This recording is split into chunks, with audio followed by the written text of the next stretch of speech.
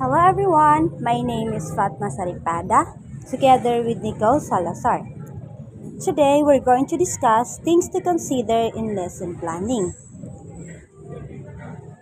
A. This is the topic or subject that the teacher will teach. Teacher needs to fully understand the lesson before they teach it. You cannot teach something you don't know. Even experienced teacher must keep updating their knowledge because new ideas, studies, and trend appears. Example, if you're teaching climate change, you can't rely on old information. You need updated facts and recent discoveries. If the lesson is too difficult or too heavy for students, the teacher should adjust and simplify it. Key points. Teacher must be expert in their subject. You cannot teach what you don't understand. Always update your knowledge, new information, trend, and teaching strategies. If the topic is too heavy, simplify or adjust it based on students' level. Example, a science teacher must fully understand the solar system before explaining it to the students. B. Objectives. These are the goals of the lesson, what students should learn or be able to do by the end. Objectives guide the whole lessons. Before planning activities, the teacher must identify what students are expected to learn. Everything in the lesson must connect to these objectives. Example, if the objective is students will be able to compare and contrast two characters, then the activity should help them practice comparing and contrasting. Objective ensure that teaching, learning, and assessment are all aligned. Key points. Objectives are the core or heart of lesson planning. All activities in assessment must be aligned with their objectives.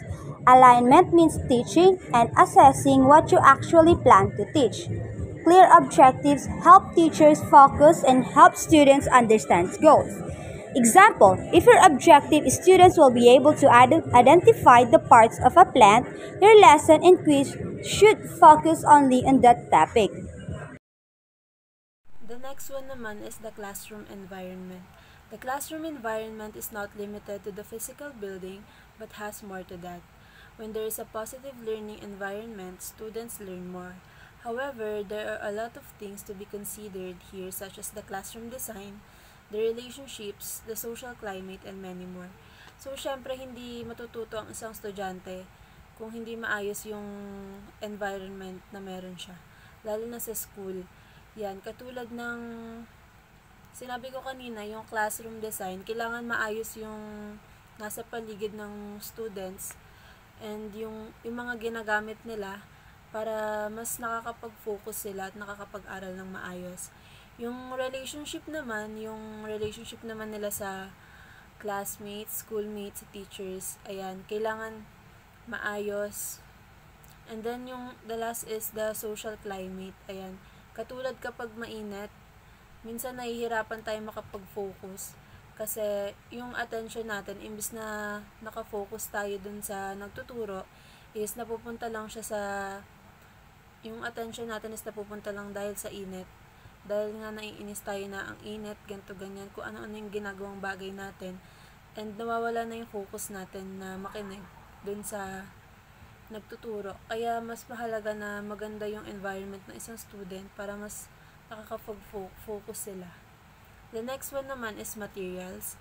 Materials have a lot to say when it comes to selecting teaching strategies. There are specific activities that require smart TVs, projectors, and speakers. Sad reality, not all classrooms have all of these.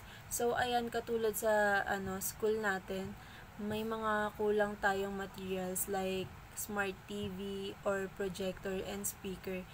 Yung smart TV, parang pwede natin siyang magamit, pero parang kailangan pa nating manghiram, ganito, ganyan. Pero, hindi kasi siya provided ng school na lahat meron sa bawat room.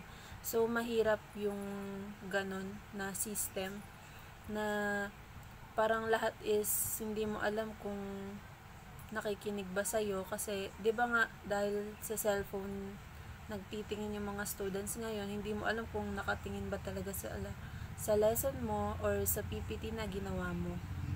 So, as a 21st mid-century teacher and the planner, you have to cultivate in you the altitude of creativity. Never let the absence of materials win over your commitment to high-quality instruction. So, ayun, kahit naman wala ng mga smart TV, projectors, and speakers, maganda din na gumagawa tayo ng mga visual aids as a teacher or as a planner para mas na-explain din natin and mas na-entertain din yung mga student and mas more engaging para sa kanila para mas makinig din sila. So, the last one naman, the teacher. It is also important to consider your own capabilities, your strengths, and weaknesses. As a teacher, do you have content mastery, pedagogical skills? How about technological skills? These are the basic questions that you need to reflect upon for successful planning and implementation of lessons. So, syempre, hindi naman mabubuo lahat to kung wala ring magtuturo sa mga students. Kaya, importante yung teacher dahil sila yung mas makakapag-explain sa mga students. Hindi lang dahil binigay natin yung materials or dahil may maayos silang classroom environment is matututo na agad sila. Syempre teacher din yung mag-aano sa kanila. Yung teacher din ang magtuturo para mas maintindihan pa nila. Hindi yung babasahin lang nila tapos hindi pala nila nagigets yung lesson. Ayan na. Thank you.